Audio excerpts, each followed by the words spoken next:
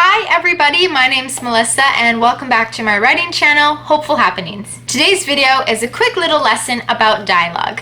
So get your pen and paper out and let's get started. A lot of new writers make the mistake of thinking that the more realistic their dialogue is, the better it will sound.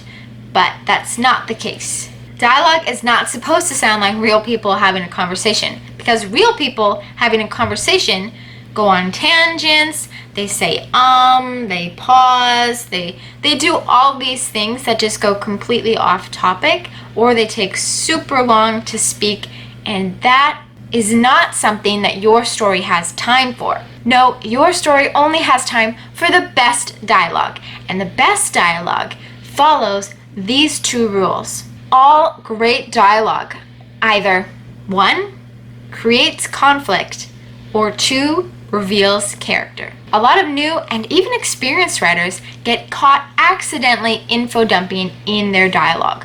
They're putting elements of plot into the dialogue, telling us what's going to happen next, telling us what we just did, like, oh, did you just come back from the pet store where you work and got a job 3 weeks ago? It's like, no, people don't talk like that. You'll be able to improve your manuscript so much if you can just go through the whole thing and highlight all the dialogue. Then put it into the sections of what scene it would be and just check. In this scene with these people speaking, am I revealing character here? And am I doing conflict? Hopefully you're doing both. Now in this video, I want to talk about 3 things that you can do to either create conflict or reveal character.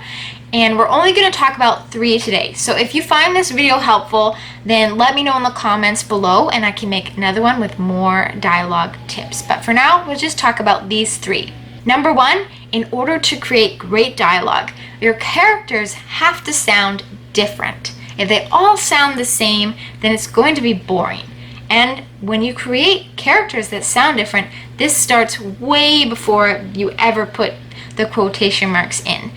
You need to go and make sure that when you're planning your characters, that they are different, that they all have unique goals, quirks, desires. They should look different. They should have different backgrounds that have shaped their perspective of the world. Create a full character profile. That is going to help you so much in creating dialogue that is interesting and different, because you've already done a lot of the work in making these characters interesting and different.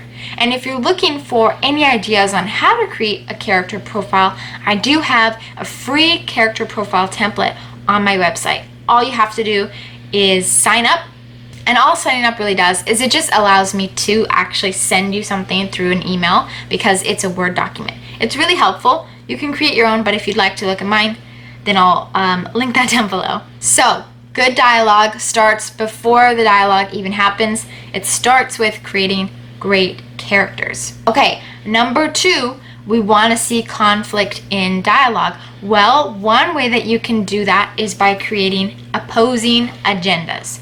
Now, you may have known this already, but you should always have scene goals for your characters. Meaning that before you write a scene, you should know which characters are going to be in it and what their motivations or goals are for that scene. Once you know what each character's goals are, you can tweak them so that they oppose each other, and this will naturally create conflict. Then start with this trouble right from the get-go, preferably from the perspective of the main character. If you're having trouble creating goals for your characters that conflict, one thing that you can do that I've done in the past is just making a list of 1, putting what the goal is on the top, and then creating all the things that would apply to that goal. And then you can just write the opposite. I can put these opposing ideas into a character that's in the same room as this person. And that is right away going to be harder now for the main character to reach their goal. So before you write the scene, making a list of goals and then things that oppose the goal will really help you, because then you can just take that and filter and weave it in right into the dialogue. Number 3, the last tip we're talking about for creating better dialogue today, is about avoiding direct responses. Direct responses in dialogue are often boring, or they allow no room for suspense or tension in the scene. So if you want to create that conflict, this would be applying to revealing character too, because perhaps avoiding answers to questions directly is a part of the character's personality, or it's deliberately trying to show that this character is not feeling like themselves. Either way, not answering questions directly in dialogue will help the reader keep reading because they're going to want to know what's going on. Now, James Scott Bell, who is the author of Conflict and Suspense, has stated 3 different ways that you can sidestep a conversation. So these are the ways that he says you can avoid a direct response: with a statement that is unrelated to the prompting dialogue, answering a question with a question, or a line of dialogue that is going to need some explanation. He even says you can go further by sidestepping a conversation with silence, having the character not respond at all when asked a question, or having the character respond by using an action. So for example, a mom could say, "How's your first day?" And the kid's response could be opening up a can of pop. That avoidance to the dialogue tells us a lot, and it also instantly creates tension. There you go. Those are 3 tips to creating better dialogue. If you found this video helpful, then please give it a thumbs up. There you go. Those are 3 tips on creating better dialogue. If you found this video helpful, then please give it a thumbs up.